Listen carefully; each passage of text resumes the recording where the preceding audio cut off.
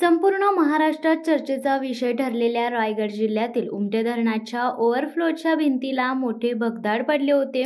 त्यामुळे धरणाच्या सुरक्षेचा प्रश्न निर्माण झाला होता. पावसाळ्यात ही भिंत तुटून हाहाकार माजण्याची भीती वर्तवली जात होती. उमटे धरण संघर्ष समितीच्या ॲडव्होकेट राकेश पाटील यांनी तक्रारी जिल्हा प्रशासनाकडे केल्या होत्या. त्या बाबतीतल्या अनेक बातम्या देखील प्रसिद्ध झाल्या होत्या. अलिबागचे तहसीलदार विक्रम पाटील यांनी सुद्धा धरणाच्या पडलेल्या भगदाडीच्या बाबतीत अहवाल सादर केला होता. त्यामुळे जिल्हा परिषदेच्या कामकाजावर नागरिकांमध्ये टीका होऊ लागल्यामुळे रायगड जिल्हा परिषदेचे मुख्य कार्यकारी अधिकारी श्री भास्टेवाड तसेच ग्रामीण पाणीपुरवठा विभागाचे अधिकारी वेंगुर्लेकर व अधिकारी उमटे धरणावर प्रत्यक्ष जाऊन त्यांनी पाहणी करून 2 दिवसापूर्वी उमटे धरणाच्या भागदाडीच्या कामाला सुरुवात करण्यात आल्यामुळे नागरिकांमध्ये समाधानाचे वातावरण निर्माण झाले.